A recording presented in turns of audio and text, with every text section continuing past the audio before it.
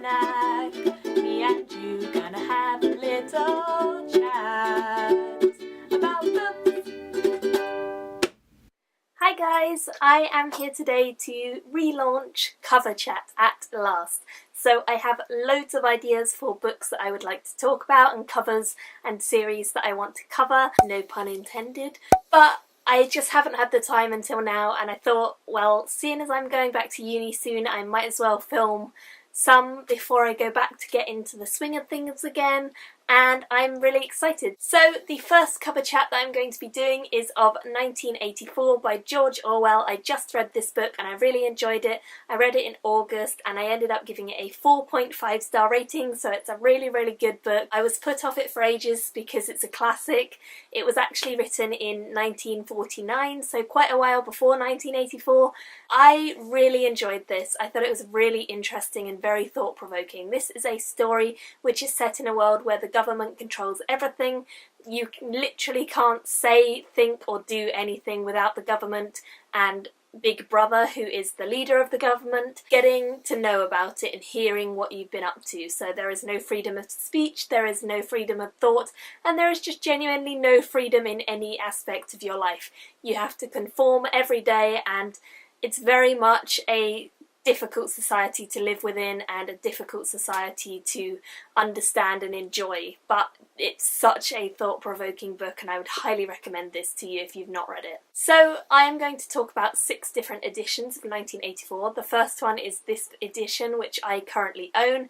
This edition I bought because I love the design of it, so let's get straight into it, talking about it all. So this cover, which is the one I actually own, is the paperback by Penguin Books that was released in 2008 and has 326 pages. So the first thing I think sticks out to you when you look at this cover is the red. The red that goes all around the outside is just vibrant, it instantly captures your attention, it makes you want to know what's going on, and it's a deep dark blood red, so it certainly draws you into the book. And then the black for the background is kind of like a dark hole sucking into you. It draws you in, it makes you want to know what's going on. We have this eye down in the bottom, which is all made out of a cream coloured load of lines. It's very much looking straight at you, piercing into you, and yeah, it's a scary cover. It's definitely creepy. It definitely looks out at you and makes you think, someone's staring at me, watching me. It is very much Big Brother's watching you. I really like the font which they've used on here. I think it's a really nice elongation that they've used, and the fact that they have written 1984 as numbers. Very, very big type, really gets you to instantly know what this book is. The central positioning is really nice. It just looks very uniform and very balanced, which is pretty much the way of society within this book, so it does reflect that.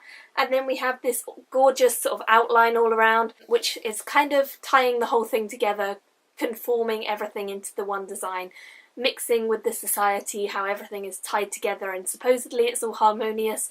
Of course it's not really in the story, but on the front cover it does look really good, and the fact that the George Orwell is also written in that colour and it's all sans serif, so it looks modern and fresh. It's just really interesting, and I love the design of this, and I really, really enjoy the little stars in the corners that match, and all those little embellishments like here that just kind of add extra touches to it and make it look beautiful. So this one, I would buy it. I really like it. I think it's a gorgeous cover.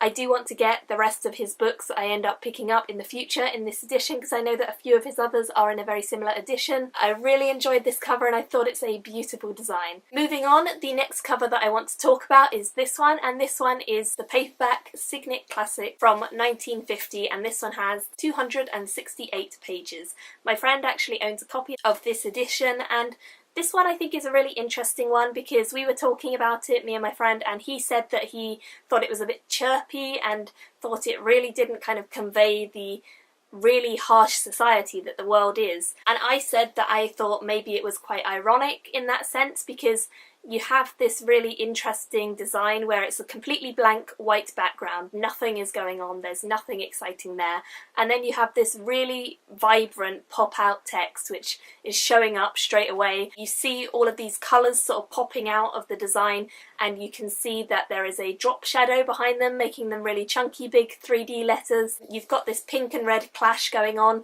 which is really interesting. on the numbers, and those tiny little holes that you have in the 9 and the 8, they kind of attract your attention as well because they're so small.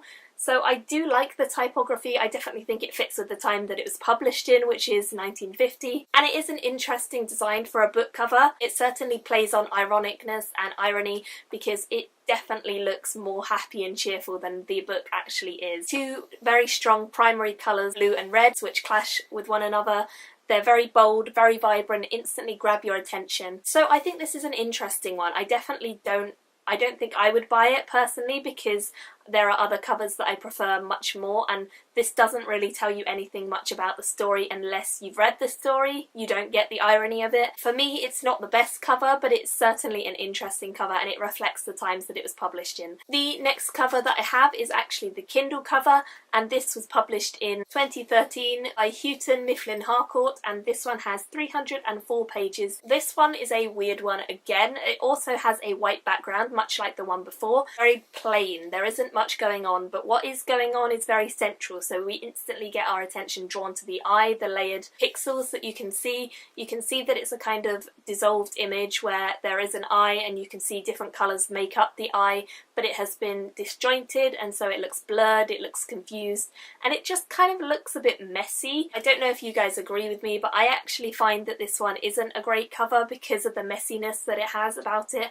I feel like someone just didn't align their printer properly, and therefore we have this mess on the cover, which I don't really like. It is creepy, it is disconcerting, however it just doesn't hit home with me and it doesn't show the real terror of this society, which is a terrifying society to live in, one where you have no freedom whatsoever. This cover just doesn't show that for me, and it just feels a bit safe. It just feels like it's holding back a bit. It doesn't really do justice to the story in my opinion. I do like the typography. I like the fact that it's all lowercase because that's interesting and it's something you don't usually see. However, it is a sans serif basic font. It's not anything special. It's not anything really attractive. So even though it's interesting from the lowercase and it all looks quite uniform, it's quite boring as well. It's just black and then 1984 is actually spelled out instead of numbers, but again it's just a simple red and nothing really that interesting is going on this cover. So once again, it's not the most interesting of covers. I would not buy it personally, but yeah, I'm interested to know what you guys think of these previous two because they are fairly similar. They're both a bit weird and definitely depend on colour, so I would love to know what you guys think of those two. Moving on to the 50th anniversary edition, which is by Penguin Books, and this one was published in 2009 with 355 pages and is actually a paperback. It's the anniversary edition, so obviously it had to be interesting and different, and Penguin, I think they do come up with some really interesting covers. I do actually really like this cover. I think it's a really interesting adaptation, which you can see instantly really reflects the story because the words that are used on the front cover are the slogan that the society, the government, uses to control the people and make them conform. War is peace, freedom is slavery, and ignorance is strength are the three slogans that are used within the book, and they are direct quotes, and it definitely shows you what the morals of this society are and what they believe in, and it's quite disconcerting to think that they believe in these things, but the fact that you are instantly shown this, I think is a really good thing. I do like the colour scheme. I like the kind of cream on red. I think that's a nice colour scheme that you've got going on. Obviously the red is always reminiscent of blood, and I like the fact we have these pipes that kind of go all over the place. They kind of seem to almost trap the words. They kind of make them all squashed, compartmentalised, which is really interesting because that's the way society kind of is. It's always getting you to conform and getting you to be in the right place at the right time and have all these strict rules that they enforce. So I do like those pipes for that reason. I think it's really interesting that they kind of bind everything together. As for the typography itself, obviously it is largely typography based, this one, and I do like the different designs of the typography. I think that it's interesting to see all the different types going on. For example, war is in one typeface and then peace is in a completely different one. The A of peace and the A of slavery are both very interesting because they have a sort of jutting out bit which is very different. It reminds you of spikes of society, the spiky edges. I also quite like the fact that the typography is all different sizes because it kind of shows that there are all these individuals within the story and yet all of them are trying to be forced to conform to one way of life that the government has decided. On the whole, I think that this cover is a good one. I do think it's an interesting one and I definitely feel like it reflects themes from within the book very well. So would I buy this one? Yes, I think I would. It's a really interesting and thought-provoking cover straight away. Next we have a mass market paperback edition. Again, this one is from Penguin Books, and this one was published in 2013 with 368 pages. This one is kind of based off of a traditional Penguin book. When Penguin was originally launched, a very similar design to this one was used, with orange as the logo. That was the correct colour that Penguin used on many of their books. So this is harking back to the roots of Penguin, and it definitely has that feeling of a conformed book because it does feel like it's part of a set. It's very strict in the colour scheme. It is perfect for the Penguin brand. Then we have 1984, which is written out once more, but you can't actually see it very well on this cover because it has actually been blacked out. And this kind of represents to me that it's very much like in the book, the society and the government try and cover up a lot of the mistakes that they make, and they try and sort of justify things by just hiding them and pretending that they didn't exist. And that is what this cover says to me. It says that this is the name of this book, we're covering it up, we're hiding it because it was a problem with our society, we have these problems and we're going to hide them away. And I really like that, and I think it's really interesting. Also on the actual cover it is embossed with the lettering, so on the real cover you can see the lettering a lot clearer, or at least feel the lettering, but I just think that this design is beautiful. I do like the original Penguin books, I think they're really pretty anyway, and I love understanding the design behind them. I did actually do a project on Penguin last year at uni, so I do know quite a bit about those books, and I really enjoyed seeing this kind of new interpretation on an old theme with Penguin. So I do like this cover, I probably would buy it. I think it's a really interesting one and it definitely fits again with the story. The final one that I have to talk about is Signet Classic One again, and this one was also published in 1950, so it's an old one, and this one is 326 pages and is paperback. So this one is really interesting. Again, it has a white background. This seems to be a common theme with the earlier publications of this book. It's quite plain when you first look at it. However, I do actually like this one more than the others that have white backgrounds because I think that this one does sort of hint at the story a bit more. I do like the fact that we have this iris which is aligned to the right hand side. I think it's a really interesting way of doing things, to align it slightly to the right instead of dead in the centre, because it just kind of gives this interesting effect as if someone's peeping around a corner at you and watching you.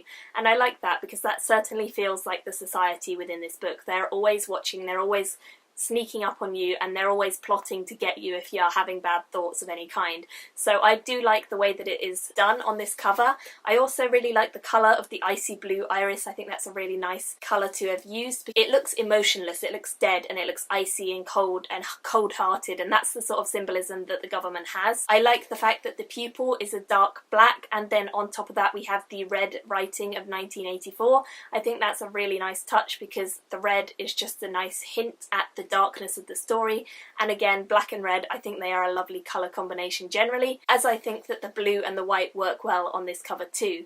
And then we have George Orwell's name, which is written in a darkish blue.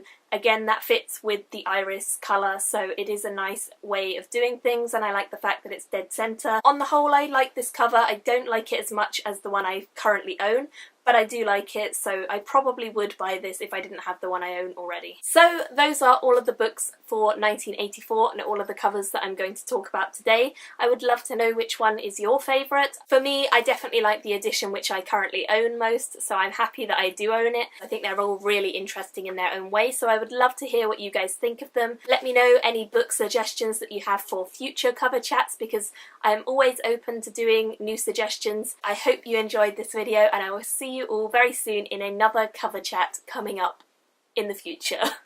Bye! Me and you gonna have a little chat.